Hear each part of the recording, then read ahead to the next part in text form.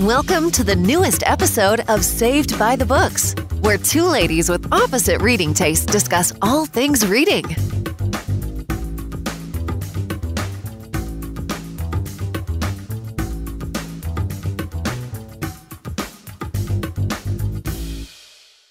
Hey guys, what's up? And welcome back to another episode of Saved by the Books. Paige and Becky are back, and this time we are talking about our buddy read for the month of July, which was The Rest of the Story by Sarah Dessen. So, yeah, needless to say, this is going to be a spoiler-filled episode. So if you read it with us, we would love to have you listen and chat with us on Instagram. But if you didn't read it yet, wait until you read it and then come back and talk about it with us. So, yeah, I guess we should start with what the book is about. Do you want to? So, it is about this girl named Emma Saylor, and so she has, it's a very Southern thing, I think, to have, like, two names that you go by. Like, I know many people that have, like, the double name thing here, but her name's Emma Saylor, and she ends up, through different circumstances, having to go stay with her mom's family at the lake, at North Lake. Yes, not Lake North. So at North Lake, because her dad just got remarried and is going on his honeymoon, and then her grandmother is going on this amazing cruise, and her friend who she was supposed to stay with had like a family emergency thing, and so she had to go, and she knows nothing about her family. Yeah, her mom's side. Last time she saw her mom's family was like when she was 4. Yeah. So now she's 17. And so it's been a while. So she basically spends 3 weeks with them, and through just different things, she really learns about her different family members. So I feel like this book is definitely like a family character driven book. And so it's basically, like what the title said, the rest of the story, because she only knows her mom's side of this, like, she doesn't know, like, her mom's family and her mom's story. She just knows, you know, what her dad's told her and stuff like that. And so her mom actually passed away when she was 12? Yeah, 11 or 12. Yeah, because it was 5 years prior to now. So her mom overdosed with, I don't remember. Isn't she an alcoholic? She did drugs. She did. I know It might have been a heroin overdose, but I'm not sure. I don't know. Did it say? I don't know if it said now. So, but she was an addict. Her mom was an addict, and she overdosed. And so, yeah, she only really knows, like, obviously part of the story. So, yeah. Yes. I think that's pretty much it for, like, what it's about. Right. And so, I mean, because it's true, like, she starts off, like, when she first gets there, because she doesn't even know her cousins, I mean, aunts, uncles, nothing. And, or even, you know, one of her aunts got divorced, but then remarried I think a year or two later to the same, you know, to her uncle, and divorced again. And so she starts creating this, like, family tree to help her piece it together. And it kind of starts with just her and her mom and her grandmother, and then it slowly kind of expands from there, from what she learns. And it's her mom's side of the family is completely different from her dad's side. So on her dad's side, there's only him and his mom, and they're well off. Well, they're well off, but they're also very reserved. They don't, like, it's like a quiet house, and, like, it's quiet, and her mom's side of the family is, like, there's a million people, and it's loud, and everybody's running in one direction or another direction. So she gets there, and she's just kind of like, whoa, what is happening right now? But, yeah, I really enjoyed it. It's probably one of my favorite books of the year. I cried. I laughed. It was, you know, an emotional roller coaster. So, yeah, I hate star ratings. I still hate star ratings. But probably like 4.5. That's what I gave it. It was a 4.5. And so I gave it, because it is a longer story, I feel like, for a contemporary YA book. And so it kind of, like, dragged on a little bit, but it wasn't like a bad, like, dragging on. It was just more, you know, there were some things I felt like it could have been cut.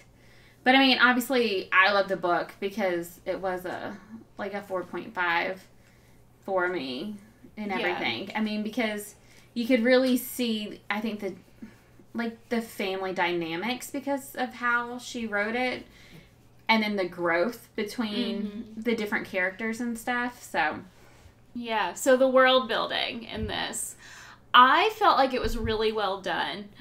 Sarah Dessen tends to write all of her books in one of two places. There's two different places that she has made up. And so that was kind of interesting because I've read other Sarah Dessen books. I cannot think of what the other place was called right now. But they mentioned it in this book. And so, I don't know. I like those little things because I like those little Easter egg type of things. And maybe it's because I have been to a place that's sort of like North Lake or Lake North. But yeah, I could really see it in my mind, coming to life.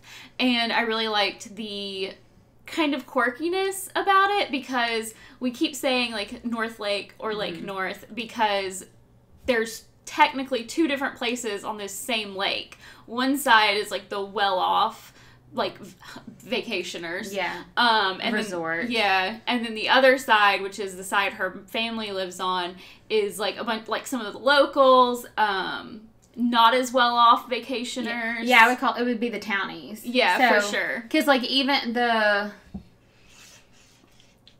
what is it? Lake North, that's the well off side. Right? Mm-hmm. Okay, so Lake North, they have the yacht club. They have a brand new, resort thing, fancy restaurants. People come in for the summer just to work there. And, they call, where they live during that time period the campus. I mean, but then on the other side, it's, the different bright houses. All, more the eclectic, what you said, the townies. The ones that are there all year around. So, I go to the lake here pretty often. And I mean, it basically could have taken place at where I've gone. Yeah. And it's a very southern feel to the story. So, and very realistic. And you can totally picture, even, I think, going to the beach on the Gulf Coast. You have those certain places.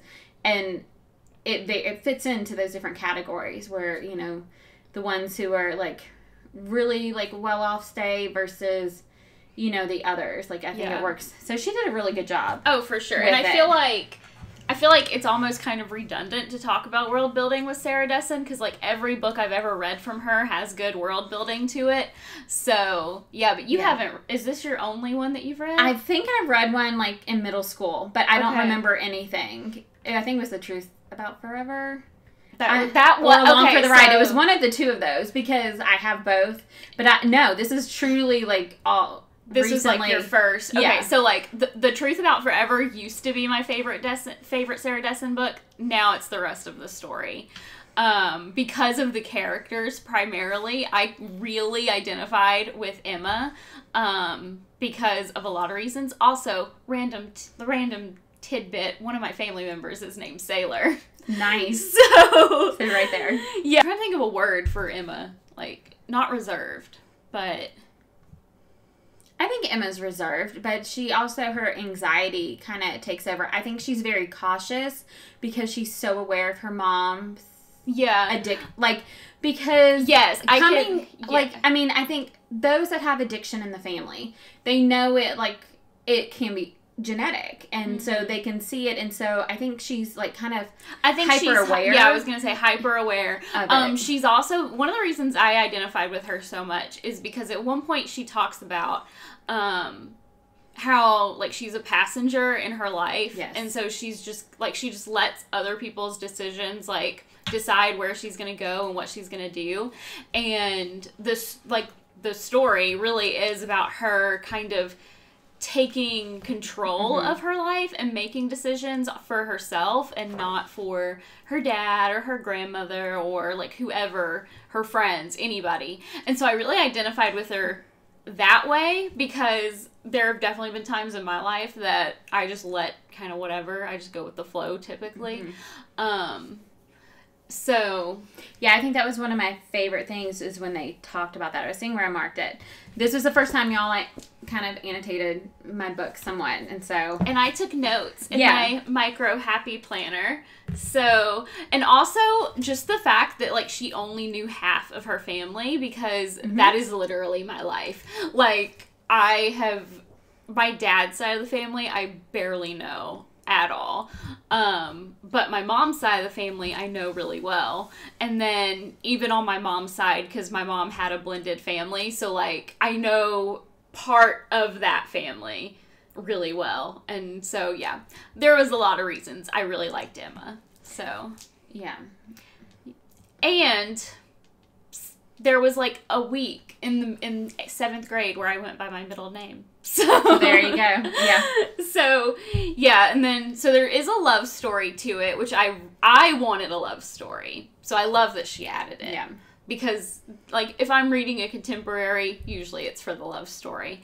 But I feel like it was really well done. And it was, like, it didn't take over the spotlight from, like, the family situation. Well, I was going to say, I, like, marked with pink, like, all the type of, like, love-ish stuff, like, first things, and there really isn't that many, because there's kind of, like, it's kind of like a triangle, I would say, ish.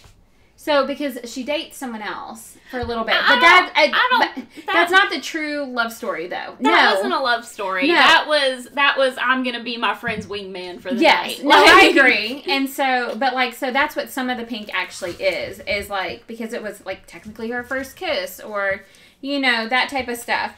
But I think Sarah did do a really good job with, and the guy that we're talking about is Rue, who's adorable. He's, like, one of the most, I think, genuine, you know, people in the book. And so Rue is actually her mom's best friend's son. And so kind of what started, I think, her mom's, like true addiction, where she started really spiraling out of control, was that there was this accident that she was involved in, and it was on the lake. And her best friend, Chris, yes, it was Chris. Yes.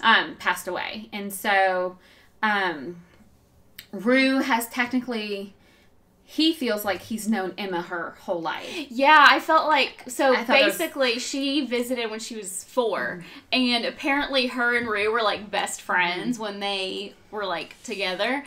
And so I thought that was so cute because he apparently remembered it. But, like, she showed up and she doesn't remember it. And so he was just kind of like, oh, I'm not going to mention it again. So I actually wrote in my notebook, because this is so funny, that, like, I literally laughed out loud on page 327.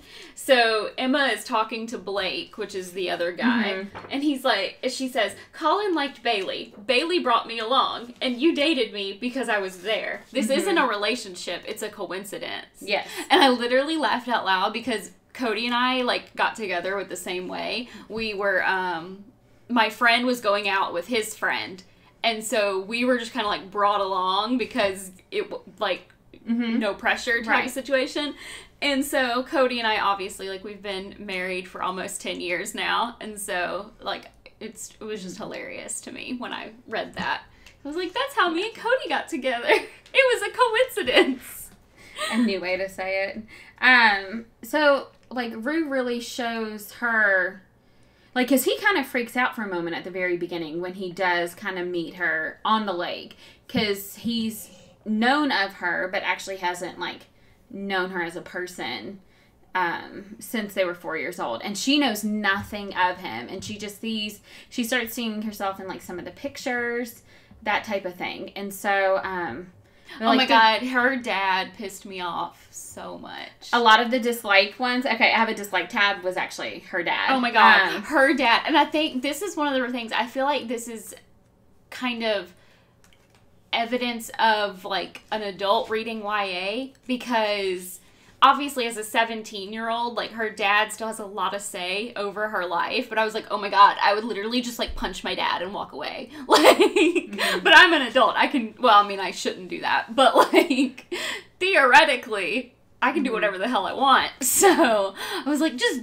do you, Emma. Just do you. Yeah, because, at the end, like, he's really completely against Rue. And I'm like, and once you read the book, like, Rue really is that whole stand-up guy and all that, and, like, doing the right thing, and her dad kind of punishes him in that situation, because I think he doesn't know. I think he had his own issues with her family and all of that, and so it was, like, overshadowed by that, and so he was, like, very controlling, and, like, they come up to the lake, and they, like, him and the new stepmom and the grandmother, they're gonna stay in, like, the fancy hotel or whatever, and so it's, like, 3 miles away, and so Emma's, technically she can still see her mom's family, but, like, her dad basically tries to get in between anytime she tries to have any kind of relationship with her mom's family. And so that drove me nuts. But yeah. Sorry. Exo's playing with her hands. Exo's giving me kisses. And I can see why her dad has those feelings. I mean, you know, you lost your wife, because he was one of he worked at the yacht club in college, and so he was on Lake North. Yes. Oh my God. Lake North. Lake North. And so, her mom was from, by the way, North Lake. Okay, so the whole story is that it was originally supposed to be North Lake, like the whole place. And so, like, the whole time I was like, they would. So, like, developers came in and just started calling it Lake North so that it looked like a different place. And I was like, it's all down to marketing. Yep. It always comes down to marketing. And so he, like, her dad had a negative opinion because of her mom's addiction and some of the stuff she would do. And so he just, you know, didn't like that whole side of the lake.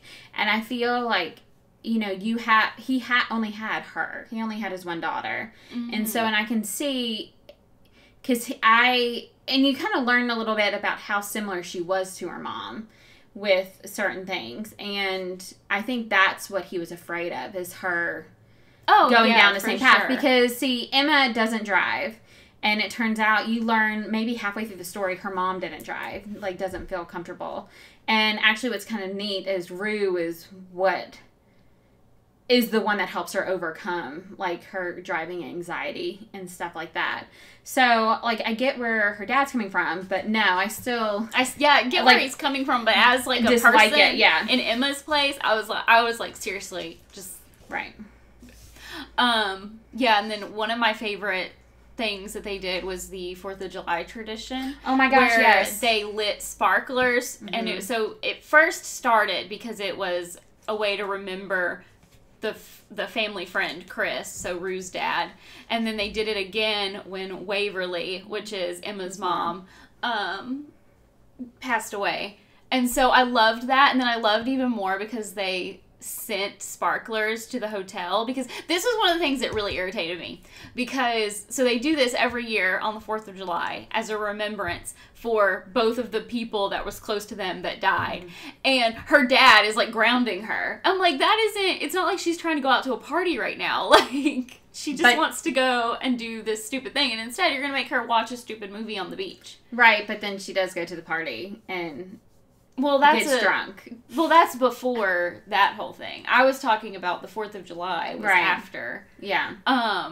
Yeah, I just feel like that should have been an exception, because that was, like, a family thing. Yeah. And it was nice that, like, she was around for that 1 year. And instead, she's supposed to go and watch a movie on a stupid beach. Mm-hmm. Like... something. She was supposed to do something. She was supposed to go to the... But that was the same day as the party. Oh, so yeah, he didn't ground... Yeah. Wasn't it the same day as the party? No, it was after. It was? Okay. But no, when it came to the sparklers, like, one of my favorite parts is when Rue,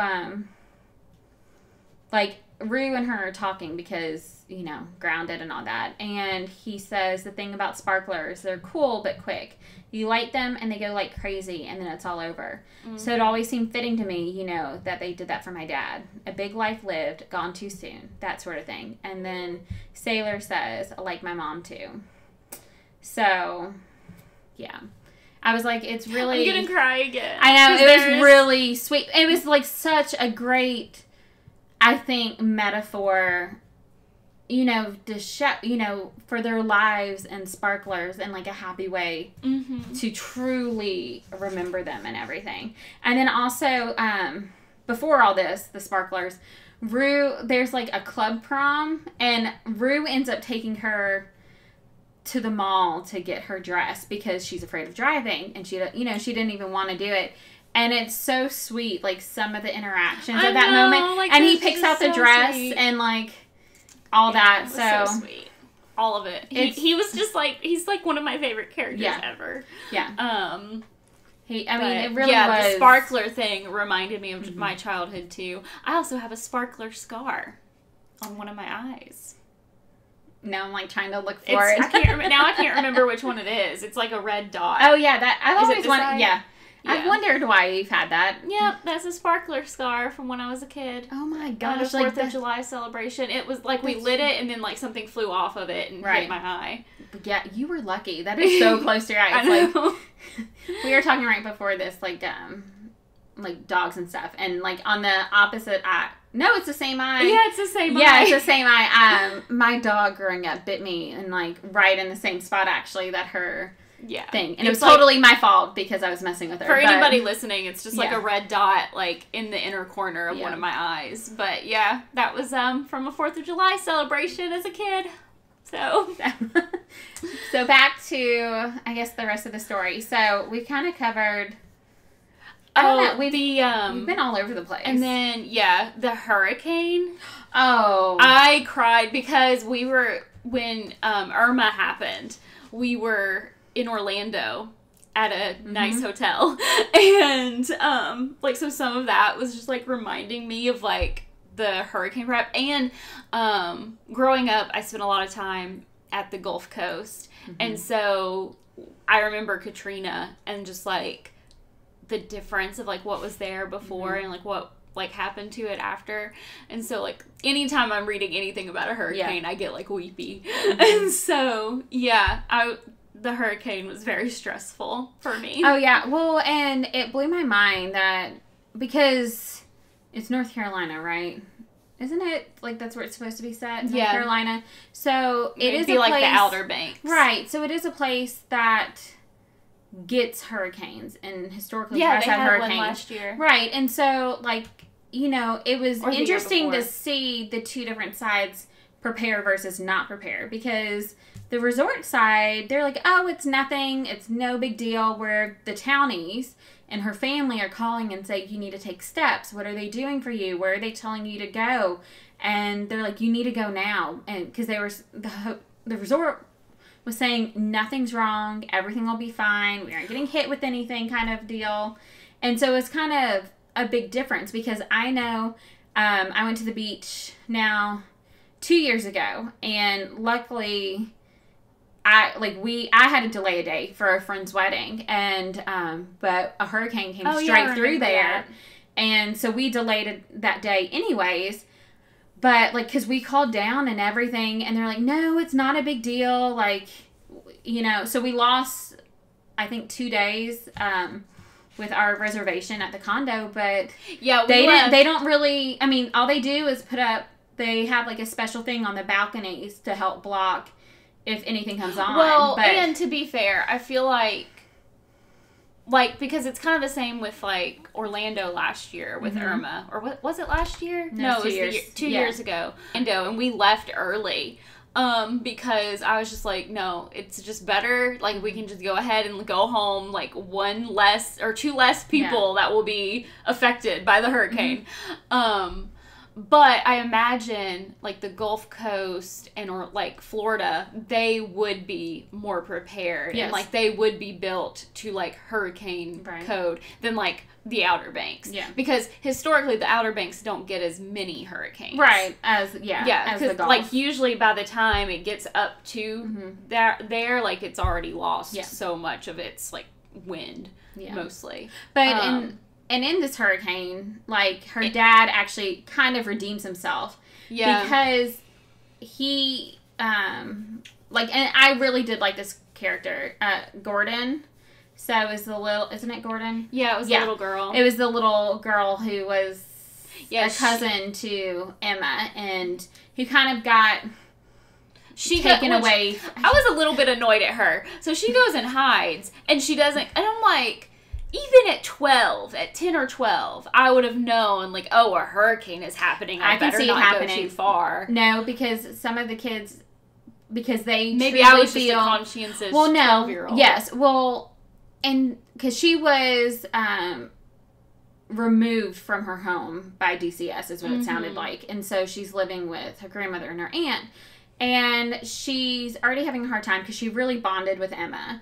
And her other cousin there ends up yelling at her and stuff. Well, the hurricane comes, and so she goes and hides in a shed by the lake. But I can totally, having a nephew who is 10, so yes, it's about 2 years off, but I don't know if she's 12. She might be 10. Right, but even teaching 6th graders who, are that age. Well, they need to get it together. Because if there's a hurricane coming, you don't go and hide on a shed by the lake. But because, their emotions rule them. But because she sees, like, all the prep and everything that's going into it. And, like, I don't know. I can be pissed. Well, yeah, and they were pissed. I would be pissed as, like, if... But no, like, their emotions at that age rule everything. And so if, it was already kind of tense. She was already depressed since, her best friend left, all of that. Because she was basically their, Emma's shadow. So I can totally see a kid doing that. I mean... We've had kids run away in the dead of winter. That, but they need to get it together. Well, yes. So, but anyways, her dad is actually the only one that kind of finds her because it's the same spot that Waverly would go to when she played her stupid game. And it was a stupid game that she would play, like where she would disappear and not tell anyone. And see, that's something like I like hated that part about her with that. But her dad saved the day, and I disliked a lot of things Waverly did. Well, yeah, that was my biggest thing. I mean, there was obviously other stuff, but like that was my like number one thing was her, because I mean that just shows you have no respect for what anyone else, like anyone around you. Because what she would do is they would be out on the boat or in the middle of the, like when they're out like on the boat at night, all that, she would just disappear. And she would end up swimming to shore and just hide. And I'm sorry, that's so stupid to do when you're out on this huge lake. Oh, yeah. At night, or even in the daytime. And, like, she would just... And so people thought she died and stuff. And that's actually what happened the night her best friend died. Yeah, I did not like that. Yeah, so... I didn't like that. But I think Sarah wrote Waverly in a really... Like, I think the character of Waverly was really well developed. Yeah, she was. Yeah. Yeah, I do, like... You really hated her. Yeah, she was well developed, especially for a character that really, other than, like, a memory that we see, she's not on page ever. Right. And so, yeah, she was a well developed character. I think all of the characters were really well developed because... Yeah, like, they all felt like real people. With the exception of, like, a couple of, like, really minor characters. Yeah. Like, some of the friends, like, Vincent. Right. And, one of the cousins' girlfriends, like, they didn't feel well developed, but, like, they were also only on page for, like, a minute. Yeah. Or, like, at the party or something. Yeah. One issue I did have with the book, there's, Oh, the girlfriend pissed me off. She was annoying.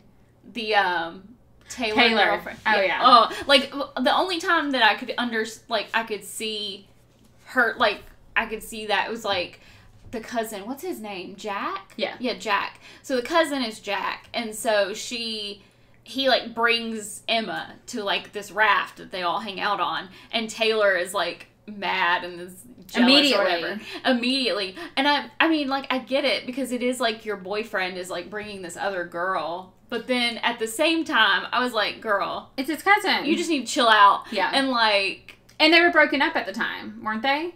They were... No, they were still together. They were just arguing. Okay. And so, like, I understand Taylor saying... Like, I mean, if Cody just brought, like, a random girl. But, at the same time, I was like, if Cody brought a random girl, he would be, like, introducing her to me, too. Like, hey, this is my cousin. So, I was like, why didn't Jack do that? But, like, she was...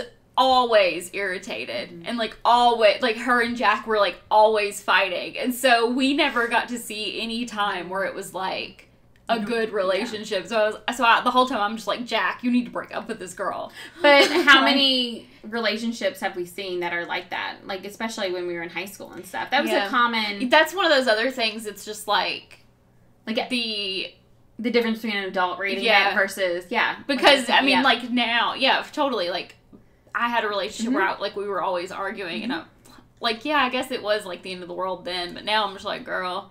You should have broke up with him. No, one of the things, okay, so Emma's cousin, Trinity, who they do start off kind of rocky at first until Emma steps up and helps with the housekeeping at the family motel and stuff. So Trinity's pregnant and stuff and keeps mentioning Sergeant and like Sergeant, that's, you know, her fiance and stuff, and then nothing happens at the end. I'm like, where is it? You know, like the fiance never comes back, right? Because even in the epilogue in the Barnes and Noble edition, when the baby's there and stuff, because he was supposed to come back like right when the baby was due, so which would have been right at the end of the book, and you know, it's all this big hope and like Trinity, and so I was like, where is he? Because then at the very, you know, it's never mentioned. I'm like,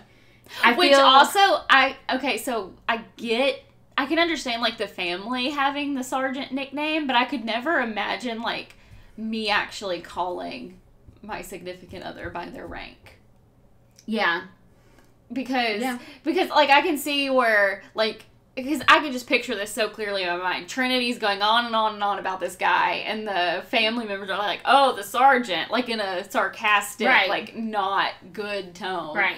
And so I was like, I could never imagine like just calling my fiance that. Well, because my fear was, you know, of course, what's going to happen at the end. Cause, my God, I know. I was like, oh my gosh, I can't do this. The whole time I was like, oh my God, like they're just going to get news that he's dead. Yeah. Like, he's that's all I could do. Like, something happened. Because they keep, and then, because it's mentioned so often, like, and Emma has to take her to, you know, the Lamaze classes and all this other stuff. I was like, he's going to be dead. Yeah, and he's going to be dead. I was like freaked. I'm like, no, I don't want to deal with this. Like, I just can't deal with, I'm not prepared for that right now. I mean, and I think those of you that have members that have served in military or who are police officers, any of that, you know that fear that comes with it. And I'm like, I was not prepared.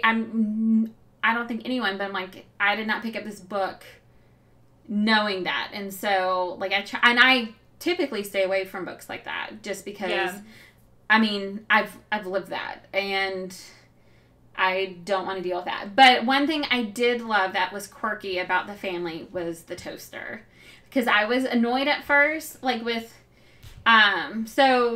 and the dad made mention because the Sergeant like bought the toaster. Right. Well, it was because it's the only new thing in the house. Y'all, we were at Panera and she's talking about this toaster, and I'm like, look, I don't care about this toaster. I thought no, but see, it brought them together every morning with breakfast. Like they always had the toast and even at the very end, like she made sure she bought, you know, several bags of bread and butter to leave it there as a way, because it was like their quirky little family thing. And I was like, oh, that's kind of cute. Not because of Sergeant, but just because of, it was like a way for them to get together in the morning and like hash out their differences or, you know, talk or any of that.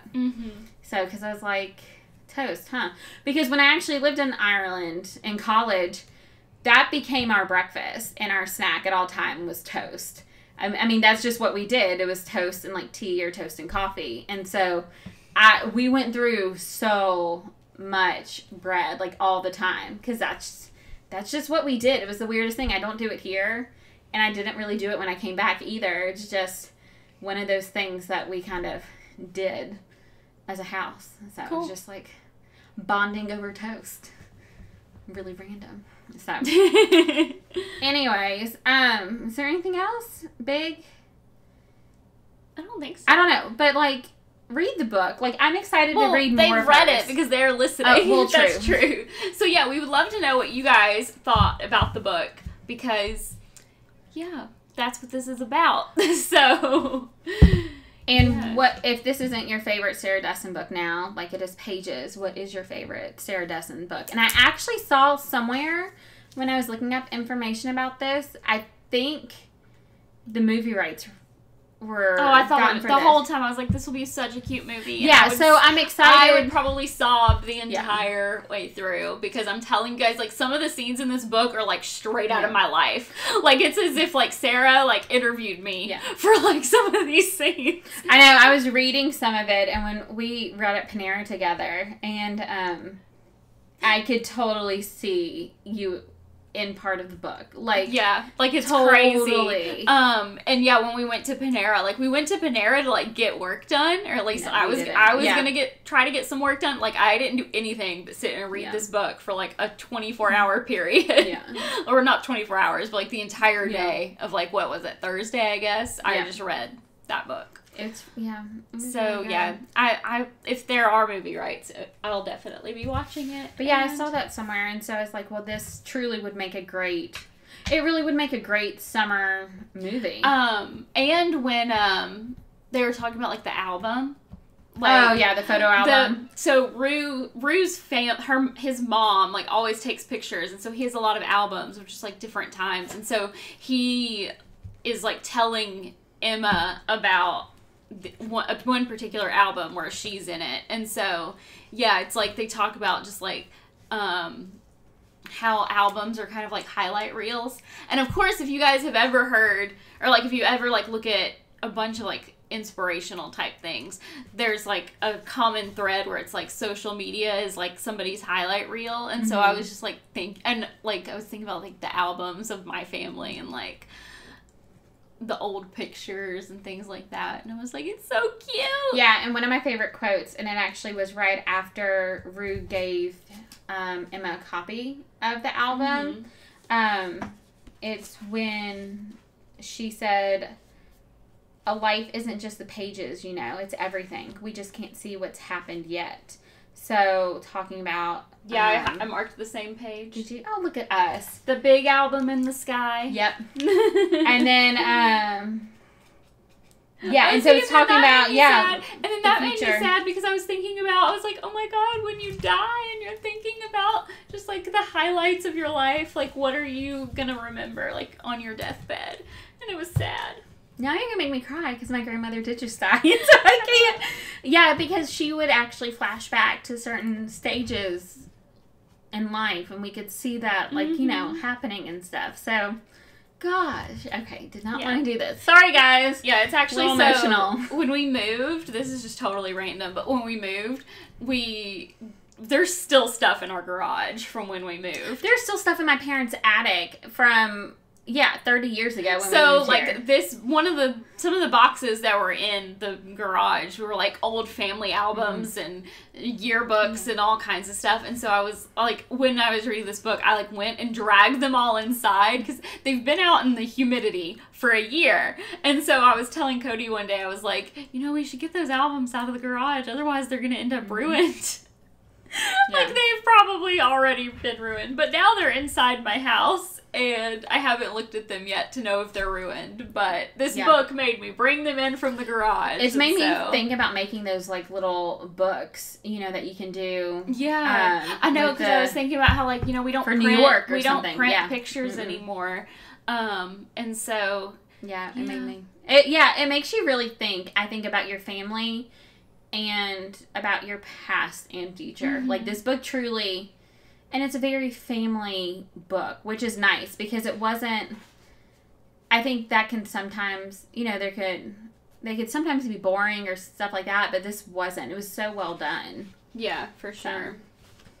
But... Yeah. Is that it? I feel like that might be it. So, again, let us know down below, like, what your favorite...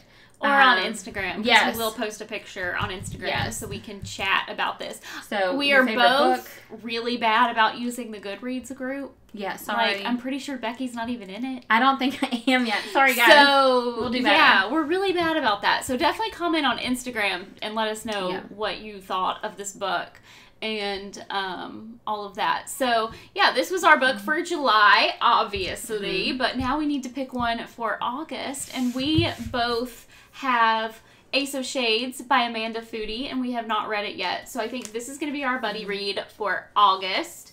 And the Creating & Co. book club is going to have a readathon in August, and so this book will fit in with some of the prompts. So yeah, I don't really know anything else about all I know about this book is it's like an alternate Las Vegas.